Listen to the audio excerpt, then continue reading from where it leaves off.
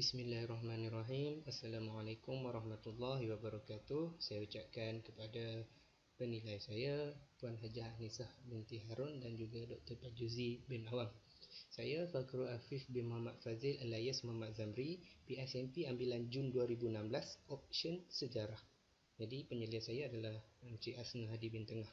Jadi seterusnya saya akan membentangkan hasil kajian yang telah saya lakukan, iaitu penggunaan puzzle maps game bagi meningkatkan kemahiran mengingat murid tahun 5 Iman terhadap perjuangan tokoh tempatan. Ini adalah secara ringkas sedikit sebanyak perkara yang akan saya bentangkan di dalam pembentangan ini, iaitu pengenalan, isu, fokus, objektif dan soalan kajian, metodologi kajian, peserta kajian, spesifikasi, intervensi, prosedur tindakan, dapatan kajian, refleksi dan yang terakhir, cadangan kajian lanjutan. Pengenalan. Collingwood dalam bukunya menyatakan bahawa sejarah adalah asas dan tonggak pembinaan sebuah bangsa dan negara.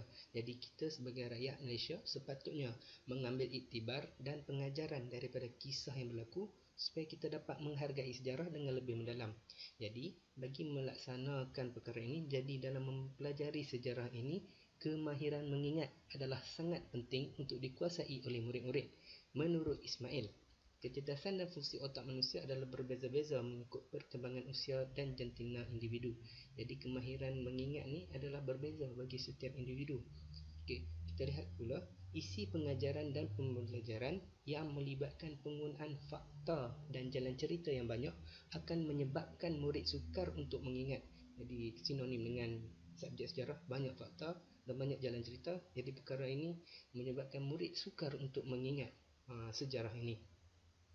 Hal ini adalah selaras dengan isu dan masalah yang telah saya hadapi. Kita lihat isu dan penyataan masalah, iaitu refleksi PDPC yang saya lakukan bagi topik perjuangan tokoh tempatan menentang British. Jadi kita lihat pertamanya, murid ini keliru antara nama-nama tokoh. Jadi mereka tidak dapat mengingat nama-nama tokoh berdasarkan gambar-gambar yang diberikan. Jika pada mulanya kita tunjuk gambar, mereka ditunjukkan gambar tokoh tersebut, mereka ada ingat nama tapi keliru, tertukar dengan orang lain dan seterusnya. Masalah kedua, mereka tidak dapat membezakan peristiwa antara tokoh. Jadi peristiwa-peristiwa ni contohnya peristiwa Datuk Mahathir Laila dengan Datuk Abdul Rahman Limbong, kadang-kadang mereka tertukar dan tak tahu peristiwa ni untuk tokoh yang mana. Dan masalah yang seterusnya saya lihat apabila diberi soalan, tak kiralah soalan secara lisan atau soalan secara tulis, mereka ni tidak fokus dan sering merenung keluar kelas apabila menjawab soalan. Pada pendapat saya, ini menunjukkan mereka tu tidak mengingat, tidak tahu apa nak dijawab pada soalan tersebut. Jadi fokus kajian, fokus dan aspek yang saya ingin selesaikan adalah berkait dengan murid tidak dapat mengingat maklumat tokoh perjuangan tempatan dan peristiwa penentangan perjuangan tokoh tempatan tersebut. Jadi masalah ini melibatkan satu kemahiran, iaitu kemahiran mengingat.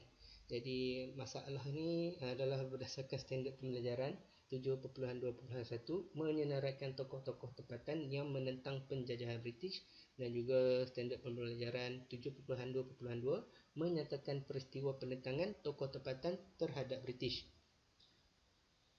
Kita lihat kepada objektif dan soalan kajian. Pertamanya, objektif kajian meningkatkan kemahiran mengingat murid tahun 5 Iman tentang maklumat dan peristiwa tokoh-tokoh perjuangan tempatan menggunakan puzzle maps game bagi tajuk perjuangan tokoh tempatan. Dan yang kedua, menyatakan ciri-ciri yang dimiliki oleh puzzle maps game yang mampu meningkatkan kemahiran mengingat murid terhadap tajuk perjuangan tokoh tempatan. Jadi persoalan kajian mula, bagaimanakah penggunaan puzzle maps game dapat meningkatkan kemahiran mengingat murid tahun 5 Iman tentang maklumat dan peristiwa tokoh-tokoh perjuangan tempatan bagi tajuk perjuangan tokoh tempatan. Dan yang kedua, apakah ciri-ciri yang dimiliki oleh puzzle maps game ini yang mampu meningkatkan kemahiran mengingat murid terhadap tajuk perjuangan tokoh tempatan. Kita lihat kepada metodologi kajian. Pertamanya, reka bentuk kajian. Yang kajian yang saya gunakan adalah kajian tindakan untuk menyelesaikan masalah murid. Dan seterusnya, sampel dan persampelan. Sampel saya ambil murid tahun 5 Iman seramai 3 orang. iaitu seorang lelaki dan dua orang perempuan. Persempilan, saya menggunakan persempilan bertujuan. Seterusnya, model kajian. Saya menggunakan model kajian yang diadaptasi daripada model Stephen Kemmis dan Matt Taggart 1988. Jadi, model kajian ini mengandungi 4 langkah, iaitu pertamanya mereflek, merancang, bertindak dan yang terakhir memerhati. Dan bezanya adaptasi model ni adalah dia mempunyai dua gelung langkah yang perlu digunakan. Jika gelung pertama tidak menjadi, barulah pengkaji menggunakan gelung yang kedua. Dan seterusnya, instrumen kajian. Instrumen kajian yang digunakan adalah borang pemerhatian, protokol temubual dan analisis dokumen. Bagi pengumpulan data sama juga pemerhatian, temubual, analisis dokumen, dan yang terakhir analisis data adalah berdasarkan tema skor. Peserta kajian kita lihat kepada ciri-ciri yang ada pada mereka. Okey, kita lihat PK1, seorang budak perempuan. Ciri-cirinya, dia adalah seorang introvert, pemalu dan jarang memberi respon. Jika saya melakukan aktiviti dalam kelas, memang dia jarang memberi respon, dan jika ditanya soalan, malu-malu untuk berdiri dan menjawab. Jadi seterusnya kita lihat PK kedua, peserta kajian kedua, perempuan juga, berbeza dengan PK yang pertama ni. Yang PK 2, seorang extrovert sangat aktif dalam kelas, suka membantu saya dalam kelas, rajin jika diberi kerja, sangat rajin untuk membuat kerja, tetapi sering salah ketika menjawab soalan. Jika ditanya soalan, dia mahu dan sudi menjawab berbanding rakan-rakan lain, tapi bila jawab salah. Dan seterusnya, PK ketiga, lelaki. Yang ni sangat-sangat aktif, paling aktif dia dalam kelas. Agak nakal, biasalah nakal sikit-sikit, tapi bila masuk bab pembelajaran, dia sangat tidak yakin dengan diri sendiri. Bila ditanya soalan, dia bangun untuk menjawab, tapi macam malu-malu. Bukan malu-malu nak jawab, dia tidak yakin nak jawab sebab dia tak tahu nak jawab apa. Okey, jadi ini adalah spesifikasi intervensi puzzle map scheme. Jadi ini adalah apa yang alat saya miliki untuk menyelesaikan masalah yang saya hadapi tersebut. Jadi ini adalah puzzle map scheme. Saya menggunakan laman Blogspot untuk membuat alat ini, iaitu kita lihat laman utama di sini ada pengenalan, dan di sini di sebelah kanan ni adalah paparan menu. Jadi murid akan menggunakan paparan menu tersebut untuk mengakses alat puzzle map scheme ini. Yang pertamanya kita lihat paparan menu puzzle online. Jadi puzzle online ini murid akan menggunakan alat ini. Mereka tekan kepada menu puzzle online dan mereka akan tekan link yang diberikan untuk mereka pergi ke laman puzzle dalam talian. Jadi setiap tokoh yang berdasarkan DSKP, setiap tokoh tu saya telah sediakan puzzle dan mereka perlu menyelesaikan puzzle tersebut, dan di akhirnya setelah selesai mereka akan dapat gambar, nama, dan yang seterusnya di penjuru sebelah kiri ni akan ada QR code. Kita lihat apa tujuan QR code tersebut. Jadi murid akan mengimbas QR code tersebut untuk mengetahui tempat dan negeri perjuangan tokoh tersebut pada laman Google Earth. Maksudnya, murid akan menggunakan telefon bimbit yang disediakan oleh guru untuk mengimbas QR code tersebut, dan mereka akan dibawa terus ke Google Map di mana tempat perjuangan tersebut berlaku. Contohnya tadi seperti Datuk Maharaja Lela, jika diimbas QR code tersebut, mereka akan terus pergi ke kawasan Pasir Salap yang telah ditanda di dalam Google Earth. Seterusnya, menu video pembelajaran. Jadi video pembelajaran ini adalah untuk murid mendapatkan fakta tentang peristiwa tokoh tempatan. Jadinya di dalam bahagian video pembelajaran ini saya telah sediakan link untuk mereka lihat video tersebut bagi setiap tokoh. Ini Abdul Rahman Limbung, Antan Nom, Rentap dan sebagainya. Setiap orang ada link yang telah disediakan. Mereka hanya perlu menekan link tersebut dan mereka akan terus ditayangkan video berkaitan dengan tokoh tersebut. Jadi mereka mempelajari maklumat dan peristiwa tersebut berdasarkan video. Dan setelah mereka selesai menggunakan dan melihat video yang disediakan, mereka perlu ke paparan quiz online yang telah dipautkankan kepada aplikasi quiz atas talian Quizizz. Jadi ini adalah untuk mengukuhkan ingatan mereka, mengukuhkan pengetahuan yang mereka dapat apabila belajar sebentar tadi. Jadi quiz ni digunakan di dalam aplikasi Quizizz. Dan seterusnya, paparan yang terakhir, pembelajaran kendiri. Pembelajaran kendiri ini adalah bagi menambahkan maklumat murid berkaitan tokoh perjuangan tempatan. Kiranya jika murid pulang ke rumah untuk menggunakan alat ini, boleh mereka menggunakan pembelajaran kendiri ini untuk mengakses lebih banyak maklumat. Dan saya telah sediakan link untuk mereka tekan dan mengakses lagi banyak maklumat berkaitan dengan perjuangan tokoh tempatan ini. Jadi ini adalah prosedur tindakan. Yang pertamanya, murid diberikan penerangan tentang manual penggunaan puzzle map, dan murid perlu menyelesaikan puzzle yang diberikan dan perlu mengimbas QR code untuk ke laman Google Earth menggunakan telefon bimbit. Seterusnya, murid diminta untuk memberikan fokus terhadap peristiwa perjuangan tokoh dalam video yang telah saya sediakan. Dan langkah keempat, pentaksiran secara digital. Murid diminta untuk menekan link yang disediakan pada menu quiz online untuk menjawab soalan yang disediakan pada Quizizz. Dan yang terakhir, murid akan menjawab ujian pasca yang saya sediakan. Dapatan kajian. Bagaimanakah penggunaan Puzzle Maps Game dapat meningkatkan kemahiran mengingat murid tahun 5 Iman tentang maklumat dan peristiwa tokoh perjuangan tempatan bagi tajuk perjuangan tokoh tempatan. Jadi, saya menjawab soalan kajian ini berdasarkan dua instrumen, iaitu pemerhatian dan juga analisis dokumen. Jadi, pertamanya, pemerhatian. Jika berdasarkan pemerhatian saya, mereka amat berbeza berbanding dengan ujian pra yang dilakukan. Jadinya, masa yang diambil untuk melengkapkan maklumat dan menjawab soalan ini adalah pantas dan bagi PK3 sederhana. Dan mereka boleh menjawab soalan misal daripada guru berkenaan maklumat tokoh, dan mereka dapat menjawab dengan tenang dan betul. Tapi seperti bagi PK3, dia boleh jawab dengan betul, tapi memerlukan sedikit masa untuk dia mengingat. Untuk dia proses mengingat tu perlukan sedikit masa. Dan seterusnya, menjawab soalan lisan berkaitan peristiwa penentangan tokoh perjuangan tempatan. Jadinya, PK dapat menceritakan kisah yang berlaku bagi setiap tokoh, tetapi tidaklah secara terlalu detail.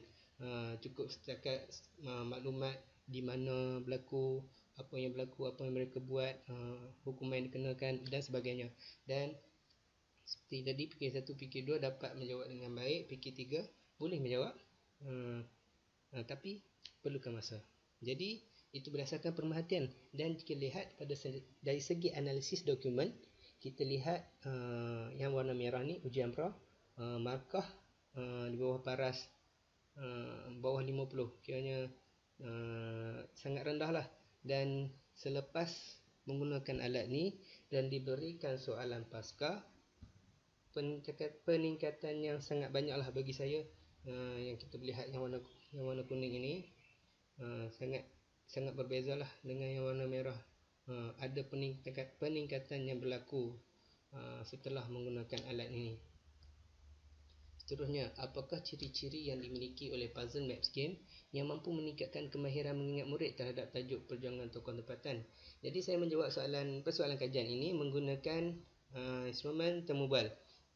Berdasarkan Temubal, saya nyatakan apakah pendapat tentang PMG ni, tentang alat ini apabila diperkenalkan.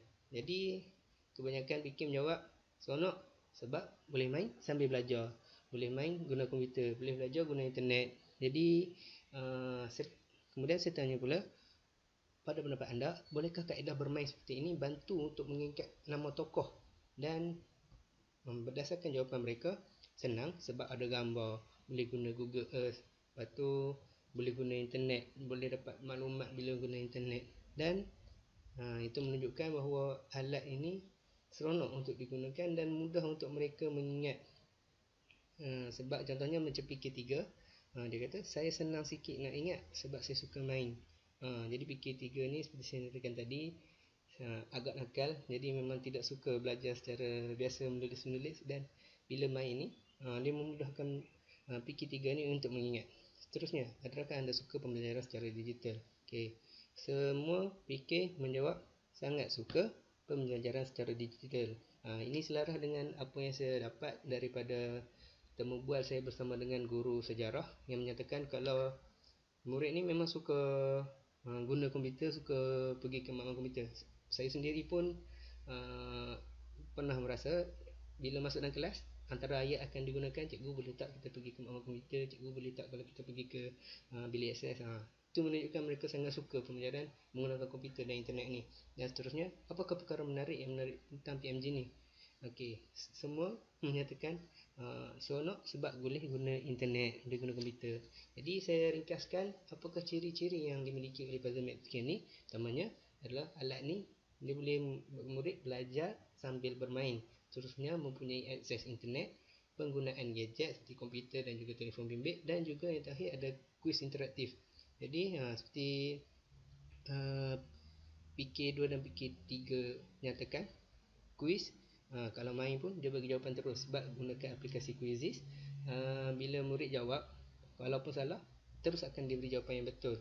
Macam PK3, saya suka main puzzle, suka main quiz. Memang dia ni suka main, dan bila main quiz tu dia anggap sebagai satu permainan dia untuk menguji minda dia. Jadi itu adalah ciri-ciri yang ada pada puzzle maps game. Seterusnya refleksi. Kita lihat refleksi saya buat berdasarkan analisis SWOT, iaitu kekuatan, kelemahan, peluang dan ancaman. Dari segi kekuatan, alat ini menggabungkan pelbagai kaedah pembelajaran yang menyeronokkan, iaitu pembelajaran belajar sambil bermain, dan seterusnya pembelajaran dalam talian ataupun pembelajaran digital. Dan seterusnya alat ini menjurus ke arah pendidikan 4.0. Dan seterusnya kelemahan. Jika kita lihat, medium perantara untuk dijadikan sebagai alat kurang sesuai, iaitu saya gunakan Blogspot. Sebab apa saya nyatakan kurang sesuai? Saya tidak nafikan penggunaan Blogspot ini sangat mudah untuk seorang guru untuk membina satu laman menggunakan Blogspot, tetapi guru tersebut akan menghadapi masalah untuk meletakkan bahan-bahan di dalam Blogspot ni, kerana kalau kita hendak letak video tidak boleh melebihi 100 MB. Kiranya saiznya sangat kecil dan susah untuk saya meletakkan video tersebut di dalam alat ini. Jadi saya perlu meletakkan hanya link video tersebut untuk murid tekan dan pergi ke laman lain untuk melihat video tersebut. Dan seterusnya, alat ini memerlukan akses internet yang laju. Itu kelemahan dia. Seterusnya peluang. PMG atau alat ini tidak memerlukan alat dan bahan yang kompleks untuk membina dan menggunakannya. Sebabnya hanya menggunakan komputer dan juga telefon bimbit. Seterusnya ancaman. Terdapat beberapa komputer yang bermasalah dari segi paparan dan juga audio. Kiranya masalahnya murid video tu jadi tak elok, lepas tu audio rosak, tak boleh nak guna. Itulah masalahnya. Jadi seterusnya, yang terakhir, cadangan kajian lanjutan.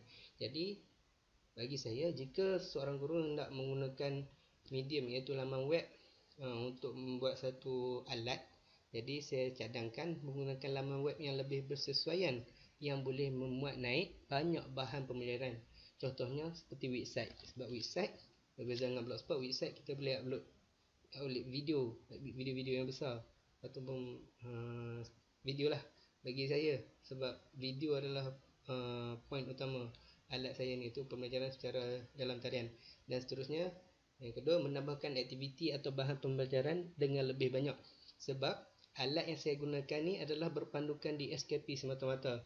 Maksudnya murid hanya belajar apa yang ada di dalam buku teks dan tidak ditambah dengan pengalaman atau pengetahuan yang lebih luas. Sebenarnya bagi topik ni banyak lagi cerita dan pengetahuan yang boleh diteroka oleh murid. Jadinya letakkan lebih banyak maklumat, dan bagi aktiviti atau maklumat yang telah ada di dalam alat ni, mereka boleh letakkan nota ringkas seperti peta minda. Kiranya setelah murid menggunakan alat ni, nak refresh balik ingatan, nak mudahkan mereka mengingat, letakkan balik peta minda supaya senang untuk mereka ingat balik apa yang telah mereka pelajari. Jadi itu sahaja pembentangan saya bagi kajian saya ini.